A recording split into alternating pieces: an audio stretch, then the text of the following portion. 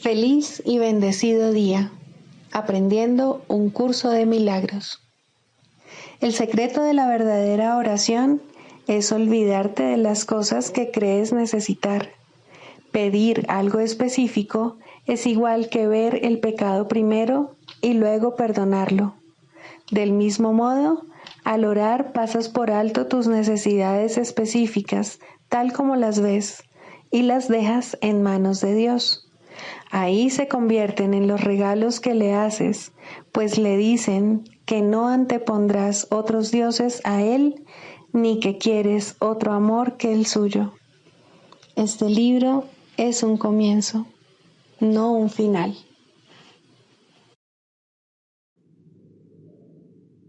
Del prefacio, que postula, párrafo 10. Lo opuesto a ver con los ojos del cuerpo es la visión de Cristo, la cual refleja fortaleza en vez de debilidad, unidad en vez de separación y amor en vez de miedo. Lo opuesto a oír con los oídos del cuerpo es la comunicación a través de la voz que habla en favor de Dios, el Espíritu Santo, el cual mora en cada uno de nosotros. Su voz nos parece distante y difícil de oír, porque el ego, que habla en favor del yo falso y separado, parece hablar a voz en grito. Sin embargo, es todo lo contrario. El Espíritu Santo habla con una claridad inequívoca y ejerce una atracción irresistible. Nadie puede ser sordo a sus mensajes de liberación y esperanza, a no ser que elija identificarse con el cuerpo. Ni nadie puede dejar de aceptar jubilosamente la visión de Cristo a cambio de la miserable imagen que tiene de sí mismo. Introducción. Este es un curso de milagros. Es un curso obligatorio. Solo el momento en que decides tomarlo es voluntario. Tener libre albedrío no quiere decir que tú mismo puedas establecer el plan de estudios. Significa únicamente que puedes elegir lo que quieres aprender en cualquier momento dado. Este curso no pretende enseñar el significado del amor, pues eso está más allá de lo que se puede enseñar. Pretende, no obstante, despejar los obstáculos que impiden experimentar la presencia del amor, el cual es tu herencia natural. Lo opuesto al amor es el miedo, pero aquello que todo lo abarca no puede tener opuestos. Este curso puede, por lo tanto, resumirse muy simplemente de la siguiente manera. Nada real puede ser amenazado. Nada irreal existe. En esto radica la paz de Dios. Capítulo 1. El significado de los milagros. Primero, principios de los milagros. Principio 37. El milagro es una corrección que yo introduzco en el pensamiento falso. Actúa como un catalizador, disolviendo la percepción errónea y reorganizándola debidamente. Esto te coloca bajo el principio de la expiación, donde la percepción sana. Hasta que esto no ocurra, no podrás conocer el orden divino. Capítulo 29. El despertar. Segundo, la llegada del invitado. ¿Cómo no ibas a percibir como liberación del sufrimiento el darte cuenta de que eres libre? ¿Por qué no habrías de aclamar a la verdad en vez de considerarla un enemigo? ¿Por qué razón te parece arduo, escabroso y demasiado difícil de seguir una senda que es fácil y que está tan claramente marcada que es imposible perderse? ¿No será acaso porque consideras que es el camino al infierno en vez de una manera sencilla de encontrarte en el cielo y en Dios, que no exige ni sacrificios ni pérdidas? Mientras no te des cuenta de que no renuncias a nada y de que es imposible perder, habrá veces en que te arrepentirás de haber elegido este camino y no verás los muchos beneficios que tu decisión te ha aportado. No obstante, aunque tú no los veas, están ahí. Su causa ya los produjo y los efectos tienen que estar allí donde su causa ha hecho acto de presencia. Has aceptado la causa de la curación, por lo tanto, debes haber sanado. Y al haber sanado, debes ahora también poseer el poder de sanar. El milagro no es un incidente aislado que ocurre de repente, como si se tratase de un efecto sin causa, ni tampoco es en sí una causa. Pero allí donde está su causa, allí tiene que estar el milagro. Ahora ha sido causado, aunque aún no se perciba. Y sus efectos se encuentran ahí, aunque aún no se vean. Mira dentro de ti ahora, y no verás motivo alguno para estar arrepentido, sino razones para sentir un gran regocijo y para abrigar esperanzas de paz. Todo esfuerzo de encontrar esperanzas de paz en un campo de batalla ha sido en vano.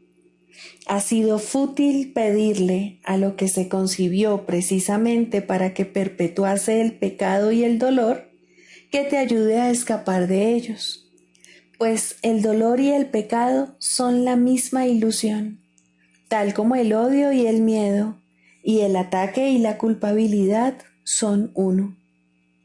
Allí donde no tienen causa, sus efectos desaparecen, y el amor llega donde quiera que ellos no estén. ¿Por qué no estás contento? Te has librado del dolor y de la enfermedad, de la aflicción y de la pérdida, así como de todos los efectos del odio y del ataque. El dolor ya no es tu amigo, ni la culpabilidad tu Dios. Por lo tanto, dale la bienvenida a los efectos del amor. Tu invitado ha llegado. Tú lo invitaste y él vino. No lo oíste entrar, porque la bienvenida que le diste no fue total. Sus dones, no obstante, llegaron con él. Él los ha depositado a tus pies. Y ahora te pide que los contemples y los consideres tuyos. Él necesita tu ayuda para dárselos a todos los que caminan por su cuenta, creyendo estar solos y separados. Ellos sanarán cuando tú aceptes tus dones, pues tu invitado le dará la bienvenida a todo aquel cuyos pies hayan tocado la tierra santa que tú pisas y donde Él ha puesto sus dones a su disposición. No te das cuenta de cuánto puedes dar ahora como resultado de todo lo que has recibido. No obstante, aquel que vino solo está a la espera de que vayas allí donde lo invitaste. No hay ningún otro lugar donde Él pueda encontrarse con su anfitrión o su anfitrión con él, ni tampoco hay ningún otro lugar donde se puedan obtener sus dones de paz y dicha, así como toda la felicidad que brinda su presencia, pues sus dones se hallan allí donde se encuentra aquel que los trajo consigo para dártelos. No puedes ver a tu invitado, pero puedes ver los dones que trajo. Y cuando los contemples, aceptarás que Él debe estar ahí, pues lo que ahora puedes hacer, no podrías haberlo hecho sin el amor y la gracia que emanan de su presencia. Esta es la promesa del Dios viviente, que su Hijo viva, que toda criatura viviente forme parte de Él y que nada más viva. Aquello a lo que tú has dado vida no está vivo y solo simboliza tu deseo de vivir separado de la vida, de estar vivo en la muerte y de percibir a ésta como si fuese la vida y al vivir como la muerte. Aquí las confusiones se suceden una tras otra, pues este mundo se basa en la confusión y en nada más. Su base es inmutable, si bien parece estar cambiando continuamente. Mas, ¿qué podría ser eso, sino lo que realmente significa el estado de confusión?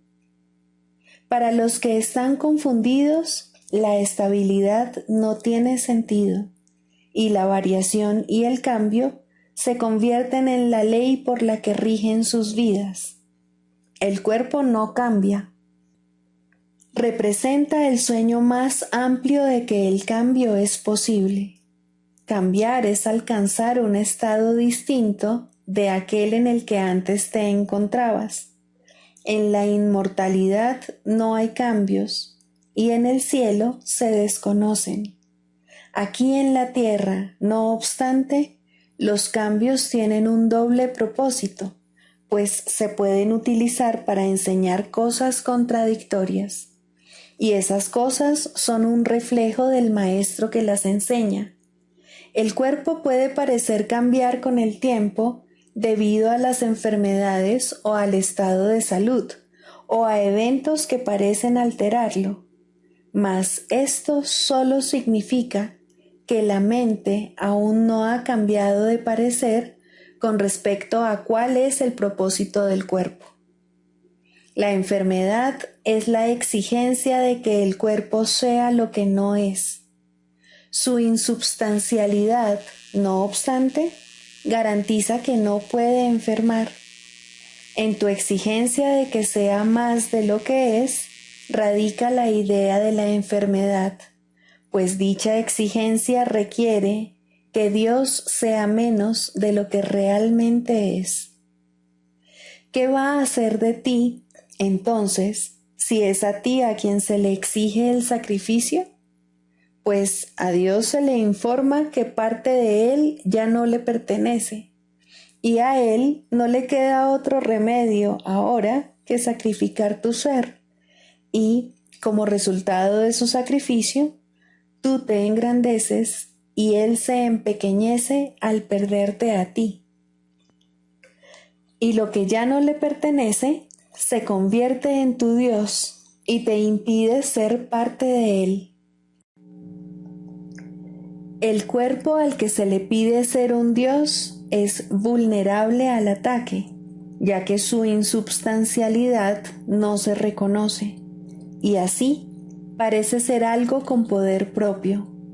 Al ser algo, se puede percibir y también se puede pensar que siente y actúa, y que te tiene prisionero en su puño, y puede que no llegue a ser lo que le exigiste que fuese, y lo odiarás por su insignificancia sin darte cuenta de que el fracaso no se debe a que sea menos de lo que tú crees que debe ser, sino solo a que no te has dado cuenta de que no es nada. No obstante, en el hecho mismo de que no es nada, reside tu salvación, de la cual quieres huir. En cuanto que algo se le pide al cuerpo que sea el enemigo de Dios y que reemplace lo que Dios es con pequeñez, limitaciones y desesperanza. Es su pérdida lo que celebras cuando consideras al cuerpo algo que amas o algo que odias. Pues si Dios es la suma de todo, entonces lo que no está en él no existe. Y en su compleción radica la insubstancialidad del cuerpo. Tu Salvador no ha muerto, ni tampoco mora en lo que se edificó para ser un templo a la muerte.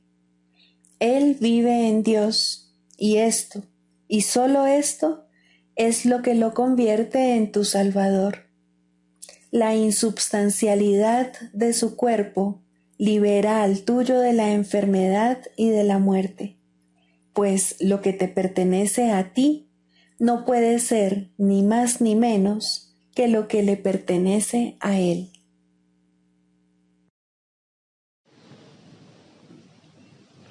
Libro de ejercicios, lección 205. No soy un cuerpo, soy libre, pues aún soy tal como Dios me creó. Deseo la paz de Dios. La paz de Dios es lo único que quiero. La paz de Dios es mi única meta, la mira de todo mi vivir aquí, el fin que persigo, mi propósito, mi vida y mi función, mientras habite en un lugar que no es mi hogar. No soy un cuerpo, soy libre, pues aún soy tal como Dios me creó.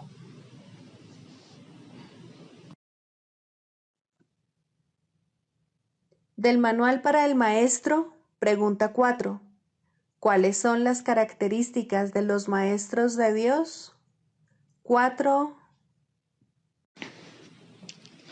Mansedumbre. Para los maestros de Dios, el daño es algo imposible. No pueden infligirlo ni sufrirlo. El daño es el resultado de juzgar. Es el acto deshonesto que sigue a un pensamiento deshonesto. Es un veredicto de culpabilidad contra un hermano y por ende contra uno mismo. Representa el fin de la paz y la negación del aprendizaje. Demuestra la ausencia del plan de aprendizaje de Dios y el hecho de haber sido sustituido por la demencia. Todo maestro de Dios tiene que aprender, y bastante pronto en su proceso de formación, que hacer daño borra completamente su función de su conciencia. Hacer daño le confundirá y le hará abrigar sospechas y sentir ira y temor. Hará que le resulte imposible aprender las lecciones del Espíritu Santo. Tampoco podrá oír al Maestro de Dios, quien solo puede ser oído por aquellos que se dan cuenta de que hacer daño, de hecho, no lleva a ninguna parte y de que nada provechoso puede proceder de ello. Los maestros de Dios, por lo tanto, son completamente mansos. Necesitan la fuerza de la mansedumbre, pues gracias a ella, la función de la salvación se vuelve fácil. Para los que hacen daño, llevar a cabo dicha función es imposible. Pero para quienes el daño no tiene significado, la función de la salvación es sencillamente algo natural. ¿Qué otra elección, sino esta, tiene sentido para el que está en su sano juicio? ¿Quién, de percibir un camino que conduce al cielo, elegiría el infierno? ¿Y quién elegiría la debilidad que irremediablemente resulta de hacer daño cuando puede elegir la fuerza infalible, todo abarcante e ilimitada de la mansedumbre? El poder de los maestros de Dios radica en su mansedumbre, pues han entendido que los pensamientos de maldad no emanan del Hijo de Dios ni de su Creador. Por lo tanto, unen sus pensamientos a aquel que es su fuente, y así su voluntad, que siempre fue la de Dios, queda libre para ser como es.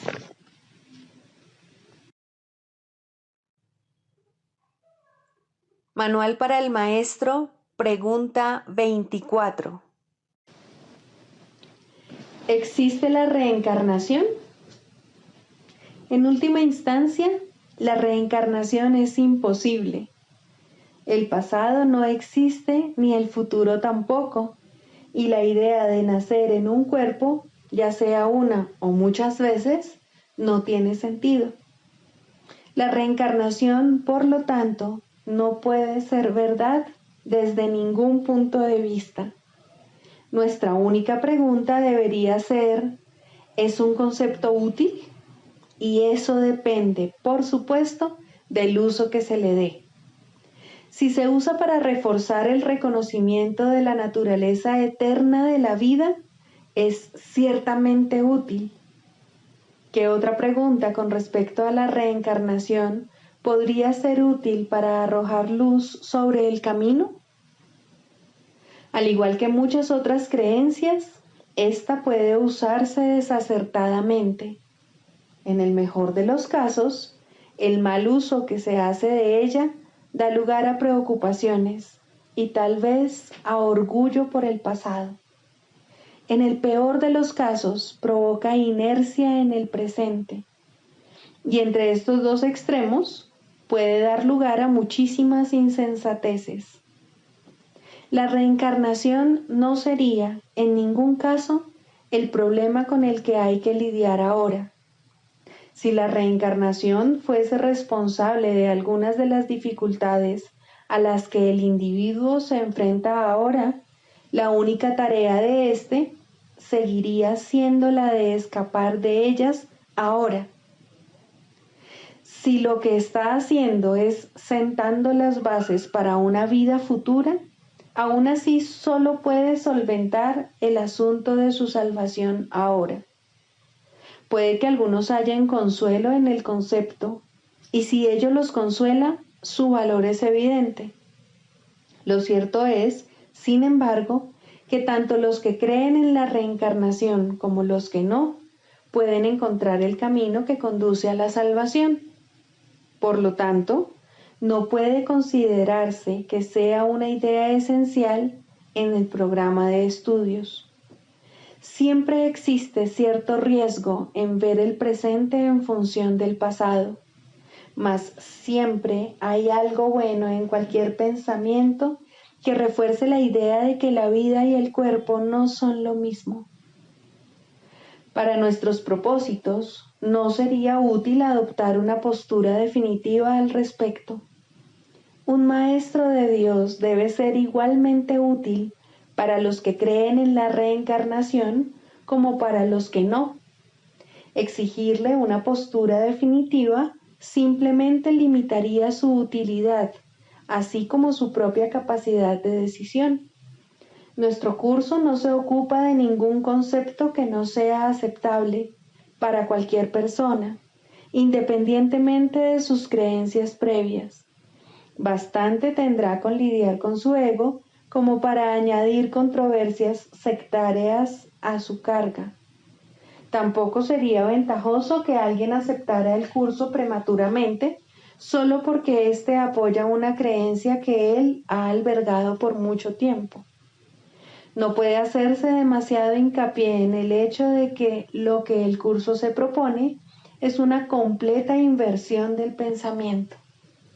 Cuando esto finalmente se logre, cuestiones tales como la validez de la reencarnación dejarán de tener sentido. Hasta entonces, es probable que sean simplemente motivo de controversia. El Maestro de Dios, por lo tanto, hará bien en alejarse de todas esas cuestiones, ya que aparte de ellas es mucho lo que tiene que enseñar y aprender. Debe aprender y enseñar que las cuestiones teóricas no son más que una pérdida de tiempo, puesto que desvían al tiempo del propósito que se le asignó. Si un concepto o una creencia tiene aspectos útiles, se le dirá. También se le dirá cómo usarlos. ¿Qué más necesita saber? ¿Quiere decir esto que el Maestro de Dios no debe creer en la reencarnación ni discutirla con otros que sí creen en ella? Por supuesto que no. Si él cree en la reencarnación, sería un error que renunciase a su creencia a menos que su maestro interno así se lo aconsejase. y eso es muy poco probable. Es posible que se le indique que está haciendo un mal uso de la creencia, de tal manera que ello resulta perjudicial tanto para el progreso de su alumno como para el suyo propio. En ese caso, se le recomendaría una reinterpretación, puesto que ésta sería necesaria. Lo único que se tiene que reconocer, no obstante, es que el nacimiento no fue el principio y que la muerte no es el final, mas ni siquiera esto se requiere del principiante. Él solo necesita aceptar la idea de que lo que sabe no es necesariamente todo lo que es posible aprender. Su jornada habrá comenzado. El énfasis de este curso es siempre el mismo. En este momento es cuando se te ofrece total salvación y en este momento es cuando puedes aceptarla. Esa sigue siendo tu única responsabilidad. La expiación se puede equiparar a la escapatoria total del pasado o a la total falta de interés por el futuro. El cielo está aquí. No existe ningún otro lugar. El cielo es ahora. No existe ningún otro tiempo. Los maestros de Dios no se interesan por ninguna otra enseñanza que no conduzca a esto. Todas las creencias apuntan a ello si han sido interpretadas correctamente. En este sentido, se puede decir que su verdad está determinada por el provecho que resulte de ellas. Todas las creencias que facilitan el progreso se deben respetar. Este es el único criterio que este curso requiere. No se requiere nada más.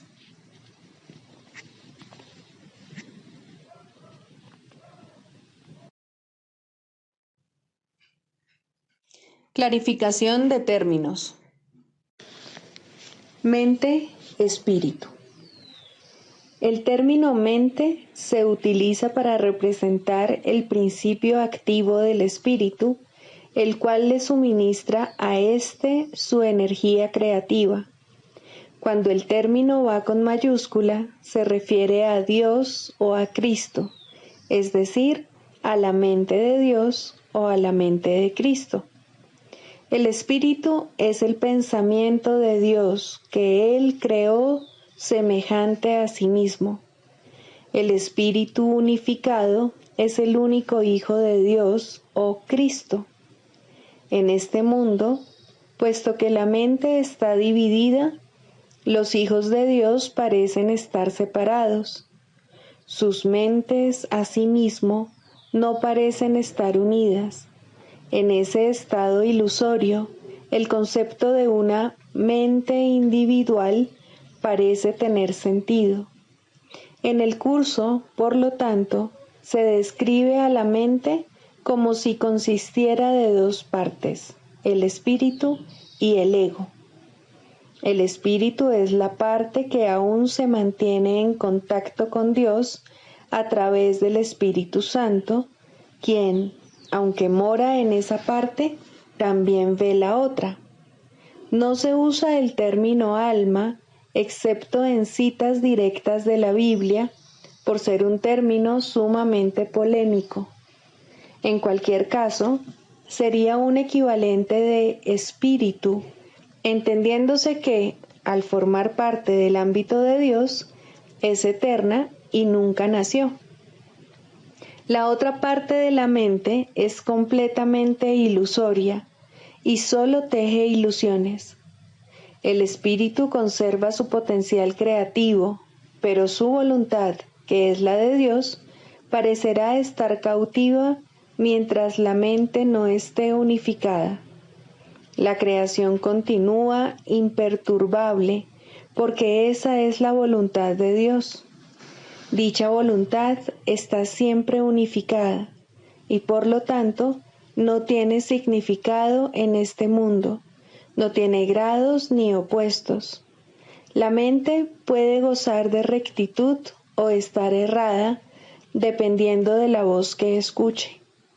La mentalidad recta escucha al Espíritu Santo, perdona al mundo y en su lugar ve el mundo real a través de la visión de Cristo. Esta es la visión final, la última percepción, la condición en la que Dios mismo da el paso final. Ahí, al tiempo y a lo ilusorio les llega su fin. La mentalidad errada escucha al ego y teje ilusiones, percibe el pecado, justifica la ira y considera que la culpabilidad, la enfermedad y la muerte son reales. Tanto este mundo como el mundo real son ilusorios, pues la mentalidad recta simplemente pasa por alto o perdona lo que nunca ocurrió. Por lo tanto, la mentalidad recta no es la mentalidad uno de la mente de Cristo, cuya voluntad es una con la de Dios.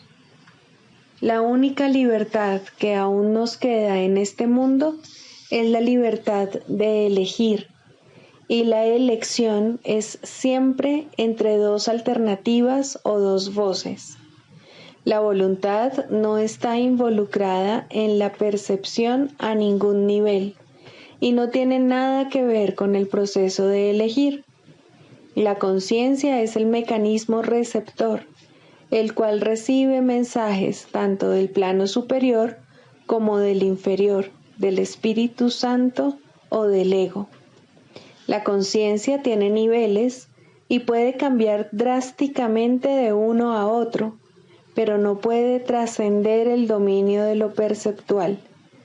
En su nivel más elevado, se vuelve consciente del mundo real y puede ser entrenada para hacer eso cada vez con mayor frecuencia. Sin embargo, el hecho mismo de que tenga niveles y de que pueda ser entrenada demuestra que no puede alcanzar el conocimiento. El proceso de la psicoterapia. Séptimo, la relación paciente-terapeuta ideal. ¿Quién es entonces el terapeuta y quién el paciente? Al final, todo el mundo desempeña ambos papeles. Aquel que necesita curación debe curar. Médico, cúrate a ti mismo. ¿Quién más, sino tú, necesita curarse? ¿Quién más, si no, necesita curación? Cada paciente que acude a un terapeuta le ofrece a éste la oportunidad de curarse a sí mismo. Por lo tanto, es su terapeuta, y cada terapeuta debe aprender a curarse con cada paciente que acude a él. De esta manera, el terapeuta se convierte en el paciente. Dios no sabe nada de separación. Lo único que sabe es que tiene un hijo. Su conocimiento se ve reflejado en la relación paciente-terapeuta ideal. Dios acude a aquel que lo llama y éste se reconoce a sí mismo en él. Piensa detenidamente, maestro y terapeuta, por quién oras y quién es el que necesita curación, pues la terapia es oración y la curación es su mira y su resultado. ¿Qué es la oración sino la unión de mentes en una relación en la que Cristo puede entrar a formar parte? Esa es su morada, a la que la psicoterapia lo invita. ¿Qué sentido tiene la curación de un síntoma si siempre hay otro que se puede elegir? Mas una vez que Cristo ha entrado, ¿qué otra elección hay, salvo permitir que se quede? No hay necesidad de más, pues eso es todo. Ahí está la curación, la felicidad y la paz. Estos son los síntomas de la relación paciente-terapeuta ideal, que reemplazan a aquellos con los que el paciente llegó cuando vino pidiendo ayuda.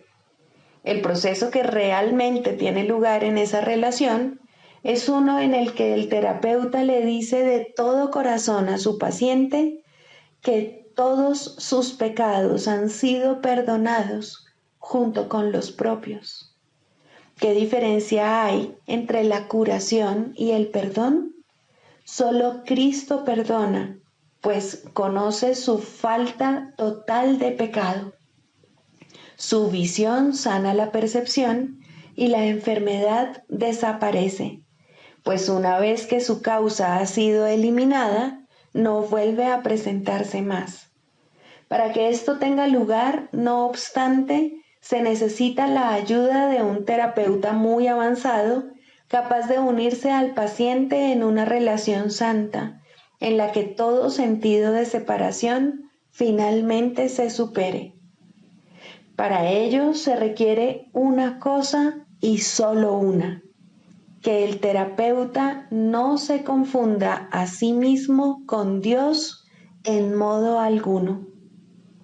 Todo sanador no sanado cae en esta confusión fundamental de una u otra forma al considerarse como su propio creador en lugar de creado por Dios. Rara vez, si acaso, es esta una confusión de la que es consciente, o el sanador no sanado se convertiría instantáneamente en un maestro de Dios y consagraría su vida a la verdadera curación. Antes de llegar a este punto, pensó que estaba a cargo del proceso terapéutico y que, por lo tanto, era responsable de sus resultados. Los errores del paciente se convirtieron así en sus fracasos, y la culpabilidad se convirtió en la cubierta, obscura y fuerte, de lo que debía ser la santidad de Cristo. La culpabilidad es inevitable para aquellos que se valen de su propio juicio al tomar decisiones.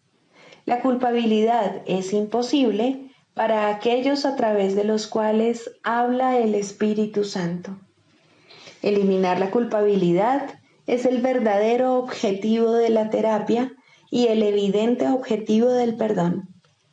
En esto su unicidad se puede apreciar claramente, mas ¿cómo podría experimentar el final de la culpabilidad quien se siente responsable de su hermano en el papel de guía suyo?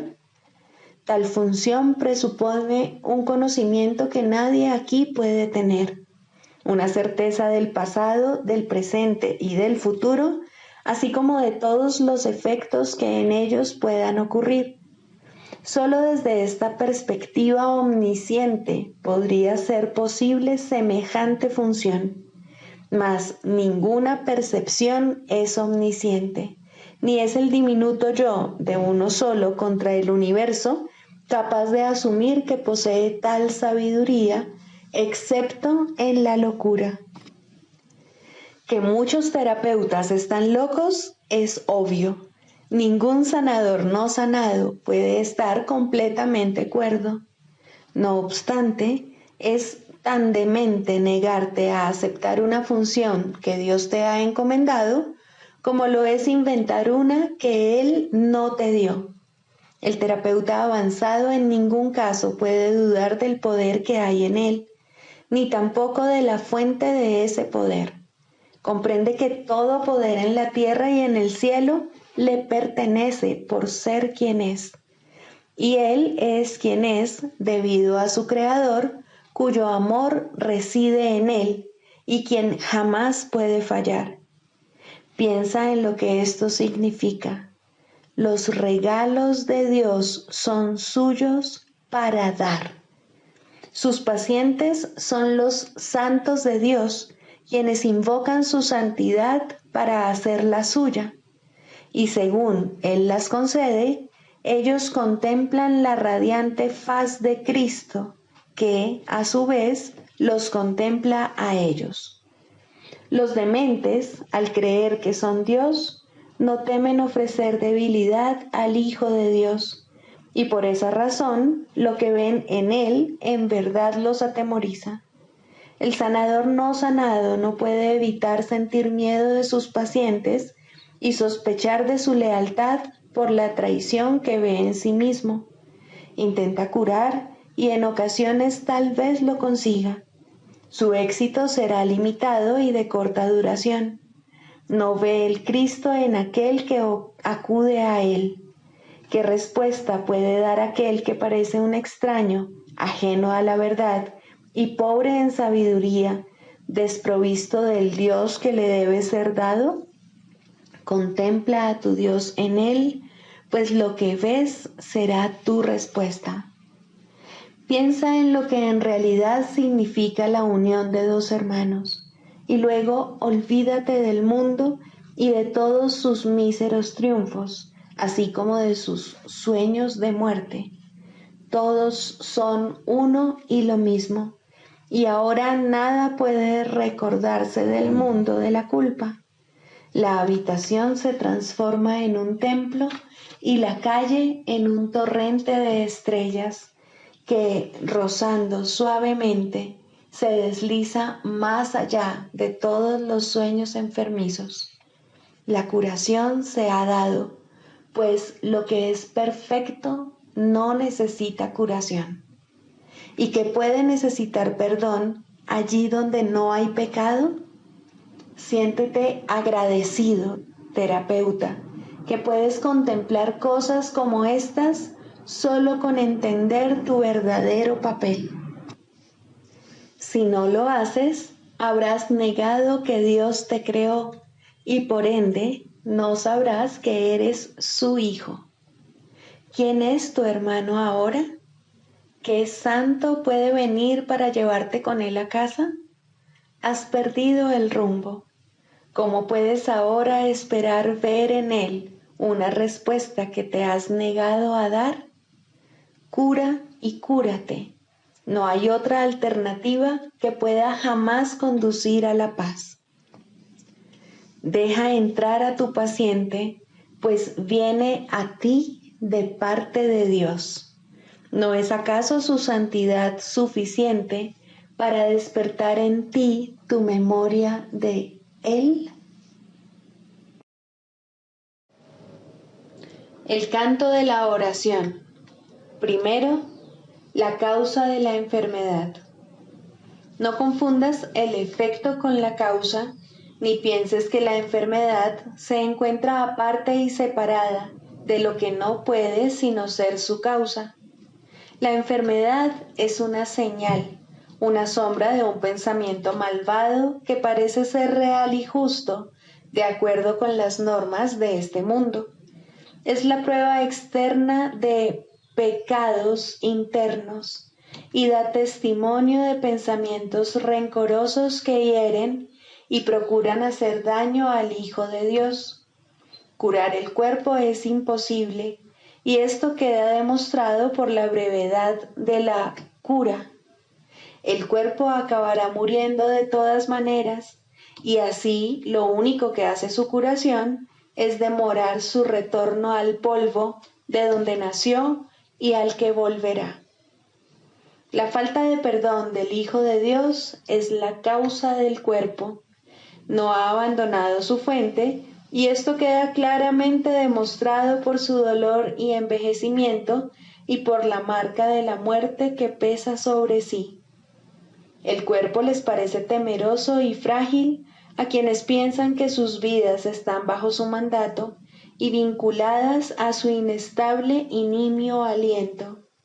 La muerte los contempla conforme cada momento que pasa se escapa irrevocablemente de sus avariciosas manos sin poderlos retener, y sienten miedo cuando se producen cambios en sus cuerpos y éstos enferman, pues sienten el fuerte hedor de la muerte en sus corazones. El cuerpo puede sanar como efecto del verdadero perdón. Solo eso puede traer el recuerdo de la inmortalidad, que es el don de la santidad y del amor.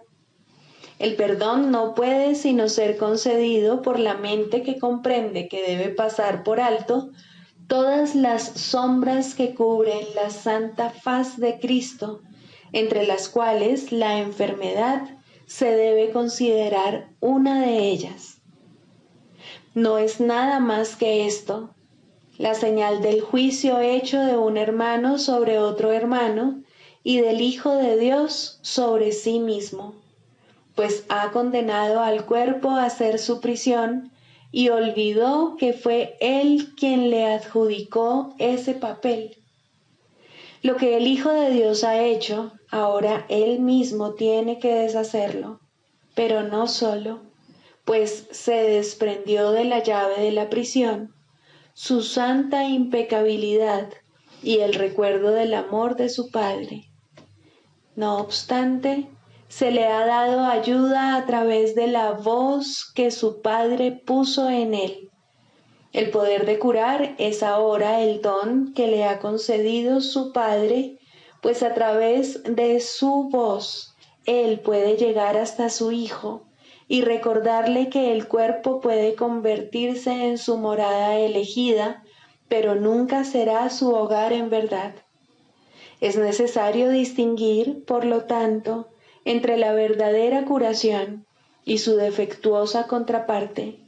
El mundo de los opuestos es el lugar de la curación, pues, ¿qué podría necesitar curación en el cielo?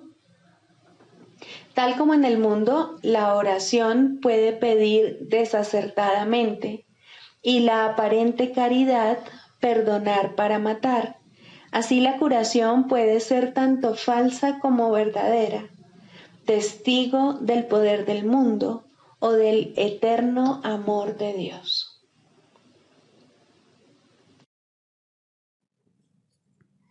Sigamos a Jesús haciendo del perdón algo tan natural como respirar y algo tan vital como el aire. Amén.